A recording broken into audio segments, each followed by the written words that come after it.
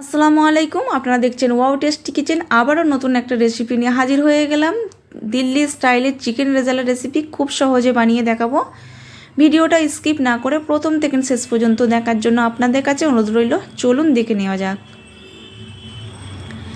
এর জন্য নিয়েছি 500 গ্রাম চিকেন। চিকেনটা আগে থেকে ভালো করে ধুয়ে নিয়েছিলাম। আর নিয়েছি 150 গ্রাম পেঁয়াজ। পেঁয়াজটাকে পেস্ট করে নিয়েছি। 100 গ্রাম টক দই, 14 থেকে 15টা কাজু আর 1 চা চামচ পোস্তকে পেস্ট করে নিয়েছি। আদা রসুনের পেস্ট 1 চা চামচ উঁচু করে নিয়েছি। আর নিয়েছি কেশর, নিয়েছি স্বাদ মতো লবণ, 2 চা চামচ কেওড়া জল।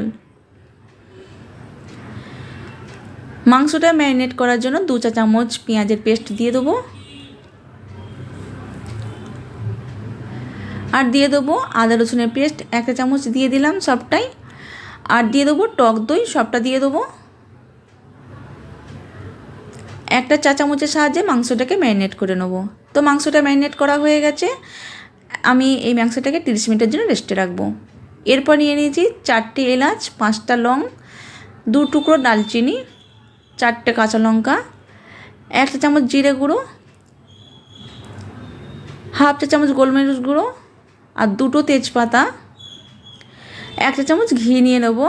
আর নিয়ে নেবো তেল নিয়ে নেবো। কড়াটা গরম হয়ে গেছে। এখানে কড়ার মধ্যে সয়াবিন তেল ঢেলে দিলাম। আর দিয়ে দিলাম কাঁচা লঙ্কা। কাঁচা লঙ্কার পরিবর্তে আপনারা শুকনো লঙ্কা দিতে পারেন। আর দিয়ে দিচ্ছি এলাচ, লবঙ্গ, ডালচিনি এই তেলের মধ্যে দিয়ে দিলাম। আর এই তেল থেকে যখন একটা সুগন্ধ বেরোবে তখন আমি পেঁয়াজের পেস্টটা তেলের মধ্যে দিয়ে দেবো।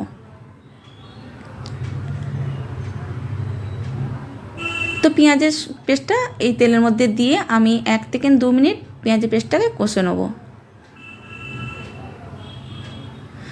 তো 1 থেকে 2 মিনিট পেঁয়াজের পেস্টটা কষা হয়ে গেছে। এরপরে কাজু আর পোস্তকে যে পেস্ট করে রেখেছিলাম সেই পেস্টটা এর মধ্যে দিয়ে আমি 30 সেকেন্ড মতন কষে নিচ্ছি। 30 সেকেন্ড মতো কষা হয়ে গেছে। এরপরে আমি দিয়ে দেবো ম্যারিনেট করা মাংস। মাংসটা দেওয়ার পর 1 মিনিট মতন কষে নিচ্ছি। তো 1 মিনিট কষা হয়ে গেছে। দিয়ে দিচ্ছি জিরে গুঁড়ো 1 চা চামচ, গোলমরিচ গুঁড়ো 1 চা চামচ,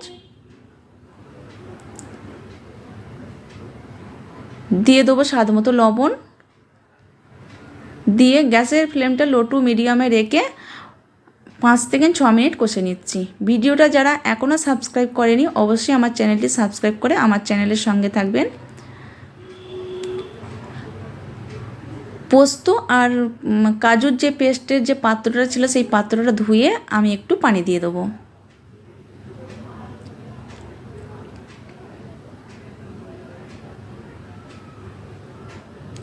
এই পাত্রটা ধুয়ে আমি পানি দিয়ে দিয়েছি। আর এটা 5 মিনিটের জন্য এই কড়াটাকে চাপা দিয়ে রাখবো। এরপরে নিয়ে নেব একটা পাত্রে পানি। আর একটুখানি পানি নিয়ে আমি একটু কেশর দিয়ে ভিজিয়ে রাখবো 5 মিনিটের জন্য।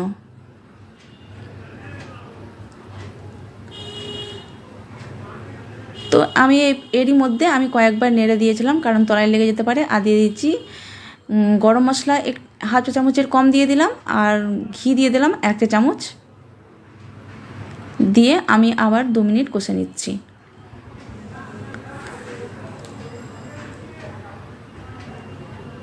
আমি যে ভিজিয়ে রেখেছিলাম কেশরটা সেই কেশরের পানিটা আমি দিয়ে দিলাম।